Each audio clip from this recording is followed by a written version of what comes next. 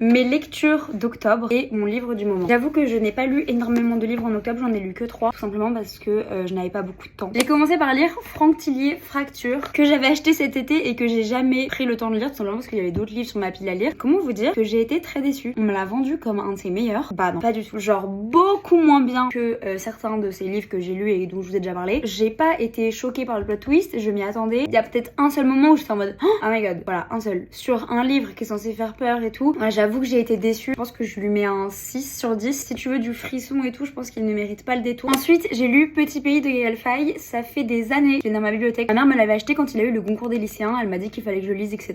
Et je vous avoue que je ne l'ai jamais lu parce que en fait, quand je regardais l'arrière, ça me donnait pas du tout envie. Maintenant, je suis plus grande et plus intéressée par toutes ces questions-là. Au vu de mes études aussi, enfin, ça fait sens que j'allais aimer ce livre et je l'ai adoré. Voilà, je l'ai vraiment adoré. Je l'ai trouvé hyper beau, hyper bien écrit. Il m'a fait pleurer particulièrement vers la fin. Du coup, ça m'a trop donné envie de lire le nouveau de Gaël Faye et je pense que je vais aller l'acheter dans la semaine. Voilà, c'est vraiment un 10 sur 10. Il est rapide en plus, il est pas très long et je crois qu'il fait 200 et quelques pages. Parce que c'est hyper bien, je trouve aussi, pour se rendre compte de ce que ça fait d'être un réfugié, de partir, de tout quitter, de vivre un génocide en live, etc. Enfin, c'est un truc de fou. Je le recommande à mort, 10 sur 10. J'ai ensuite lu quelque chose de plus léger, The Wedding People, que j'ai trouvé chez Smith & Son et j'avoue que la vendeuse, quand elle m'a dit, je l'ai adoré. J'étais en mode bon bah voilà. Il m'en faut vraiment pas plus, surtout que la couverture elle est géniale. Il est très long parce qu'il est écrit en relativement tout petit et c'est de l'anglais, donc c'est pas aussi rapide entre guillemets à lire que du français quand c'est pas ta langue maternelle, mais je l'ai adoré. Pour faire le speech rapidement, Phoebe c'est une femme qui est malheureuse dans ses relations, qui est en dépression, qui n'a rien qui va, qui se fait larguer et tromper par son mari et qui décide qu'elle va aller se suicider dans un hôtel qu'elle a toujours rêvé de visiter. Et quand elle arrive, il y a un mariage et la mariée elle est en mode bah non, tu vas pas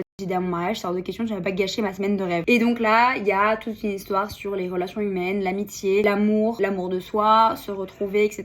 Et j'ai trouvé le livre hyper bien, hyper beau, la fin était hyper belle. Il y avait des moments un peu rallongés, genre t'aurais pu cut certains chapitres, mais je l'ai beaucoup aimé, franchement je le recommande. Je terminerai par le livre que je suis en train de lire, First Lie Wins, que j'ai acheté à New York, celui-là, et que j'avoue que j'ai juste ouvert Goodreads et j'ai regardé les livres qui étaient les mieux notés en ce moment. Et j'ai vu lui, et il était hyper bien noté. Du coup je l'ai acheté, et sachez que pour le moment je méga kiffe, j'ai dépassé la moitié. J'avoue que je le lis pendant des heures le soir. Genre je m'endors à 1h30 du matin tous les soirs pour le lire, c'est pour vous dire. Et je l'adore, il est génial, je le recommande à mort. C'est un thriller, je vous dirai quand je l'ai terminé ce que j'en ai pensé. Et voilà, car bisous love.